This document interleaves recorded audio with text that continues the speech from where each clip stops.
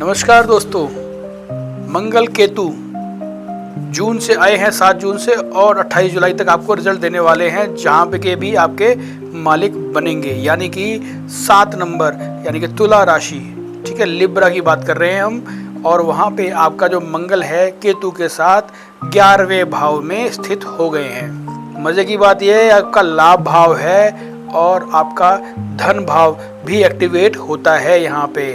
तो अगेन बात आ जाएगी पैसे की सोच में, पैसे की अप्रोच में, पैसे की आवक में और पैसे की जावक में। ये हर जगह से मंगल केतु और सूर्य की युति आपको बढ़िया रिजल्ट दे सकती है दोस्तों।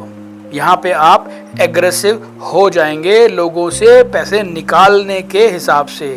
साम दाम दंड भेद जो भी यूज करना पड़े आपको वो जरूर करें दोस्तों, क्योंकि ये गोचर आपको पैसे की संभावनाएं सबसे अधिक देता है। छोटी मोटी कोई लिटिगेशन, ट्रैफिक चालान, कोई लोन का इशू, कोई कोर्ट कचहरी का इशू हो सकता है, लेकिन बहुत बड़ा नहीं होगा। जीत आपकी होगी, ये बात निश्चित है दोस्तों। तो ये बहुत बढ़िया गोचर है जिसका आपने फायदा जरूर उठाना है। रोमांस की बात करूं, रिलेशनशिप की बात करूं, तो वहां पे भी कुछ ना कुछ मनमुटाव होना संभव है, लेकिन आखिरी में जीत आप ही की होनी है दोस्तों। तो निश्चिंत रहें, बस झगड़े फसाद से, ईगो इश्यूज से जरूर अपने आप को दूर रखें, क्योंकि जो भी नुकसान होगा वो इसी वजह से हो सकता है बस। बाकी सूर्य, मंगल, केतु तीनों लोग आपको फायदा देने में ही इंटरेस्टेड हैं।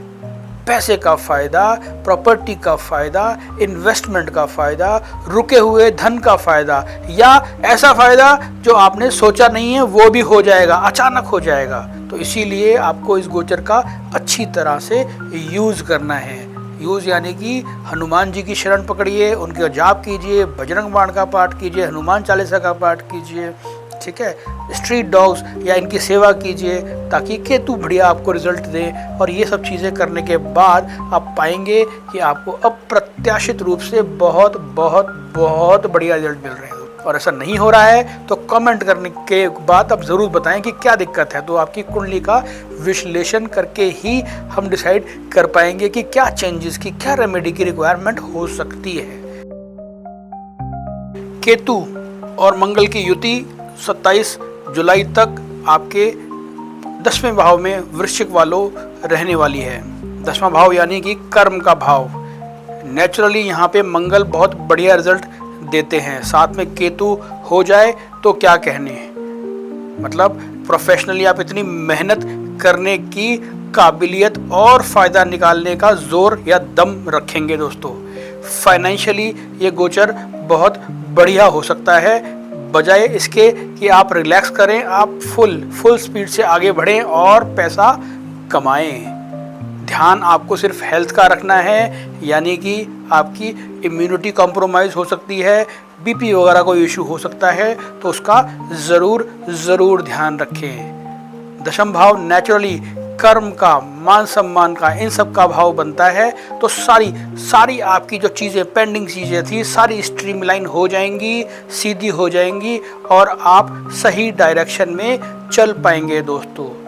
ये जो गोचर है दोस्तों, चतुर्थ यानी कि चौथा भाव और 5वां भाव एक साथ एक्टिवेट या चालू करता है। तो इसीलिए आपका जो मान सम्मान या अप्रत्याशित बढ़ोतरी किसी भी चीज़ में हो सकती है, चाहे वो प्रॉपर्टी का मैटर हो, चाहे वो प्रोफेशनल कोई मैटर हो, बिजनेस की कोई टाई अप हो, पैसे का कोई समस्या हो पुरानी, वो भी सुलझ जाएगी। बहुत सारी चीज़ें एक साथ होने जा रही हैं। इन टोटलिटी बढ़िया पैसे और प्रोफेशन के हिसाब से बढ़िया गोचर रहने वाला है। मजबूत करने के लिए इस मंगल को आपको मंगल का कोई दान नहीं करना, पूजा पाठ, हनुमान जी की सेवा अर्चना ज़रूर कीजिए, भोलेनाथ को जल ज़रूर दीजिए। अगर मानसिक रूप से आपको टेंशन, बीपी, सर्वाइकल, हड्डियों का कोई रोग दिखता है या तकलीफ होती है इस तरह की, या एसिडिटी भी होती है, तो भी भोलेनाथ को जल ज़रूर अर्पित करें दोस्तों। हो सके तो रुद्राभिषेक भी कर सकते हैं इस 1 महीने में 1 या 2 बार, तो आपको रिजल्ट्स बहुत बहुत अच्छे मिल जाएंगे दोस्तों।